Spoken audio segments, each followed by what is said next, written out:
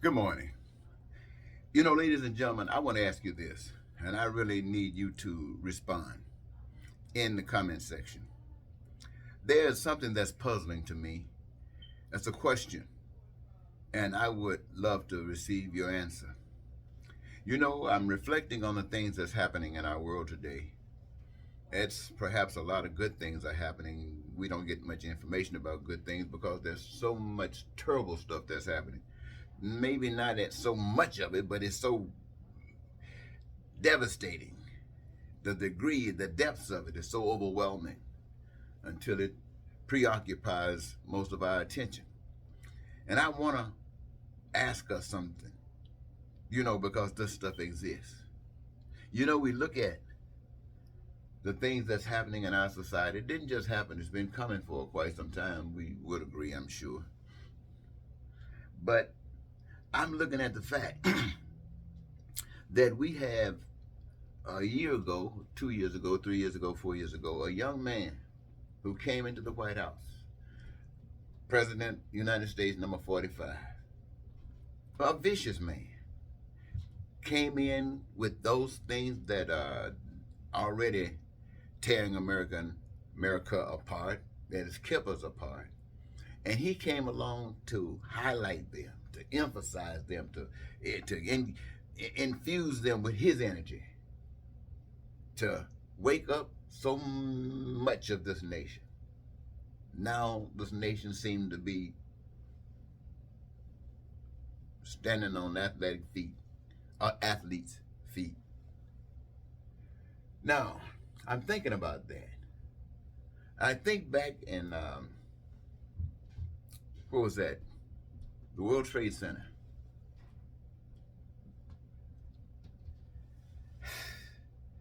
I'm thinking about stuff like that. And I ask us, ladies and gentlemen, why can't we change? Why can't we change? We realize that the things that's happening in our country and happening all around the world are the decisions of our leadership. Now we also know, we've been given more information now than we usually have, I think, that we haven't been given all of the proper information. We've been propagandized. I think all of us should know what that means right now. It means the same for you who need to be reminded. It means what we were hearing to America, and then what the part of America was hearing on the Donald Trump side. Put it this way: what you were hearing from the regular normal news and what you were hearing from Fox, they were two totally different things. It was what you were hearing from Robert Mueller and what you were hearing from Donald Trump's Attorney General, William Barr.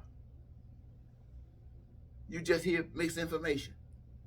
And so you grab information and it keeps you divided. You're not going to go anywhere. You're going no place. And why is that information coming to you like that? Why can't people tell you the truth? Why would people get on the internet and tell you if you buy some certain chemical product stuff, you put it here and you're going to make some hair grow? And the world, bald head world, go there who don't want to be bald, go buy all of that stuff, make these people big in their ass and put all the stuff in their head and they just as bald as they were before they spent a penny. I mean, what kind of stuff is this?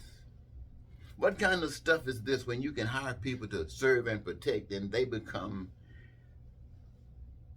the villains? Now, why I'm asking this? Because Donald Trump was nothing as far as this nation is concerned. And Biden is a little better, but as far as this nation is concerned, he's nothing. America is a great nation compared to what it could be, but it's just a nation amongst nations. And nations amongst nations are required cooperation to keep stuff from, like Putin is doing, from happening. But the same thing that's happening amongst nations, what is reflected from those things that's happening within nations. Now, I say this to you, ladies and gentlemen, because I saw all of this. I saw this, I came up just like you did.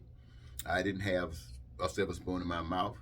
I did have hard work, slaveness stuff. Now I didn't wasn't beat like a slave but once. But I came out the cotton fields. I came through the church process, but I wanted a different life. I wanted a different world. See, my life always embraced and encompassed your lives. I was going to be this happy-go-lucky dude, and my family's going to be happy-go-lucky dude. And why? Because all around me were going to be other families. We're going to be happy-go-lucky. That meant basically you weren't going to be worried about things. Food, clothing, shelter, education, health care. You weren't going to be worried about any of that.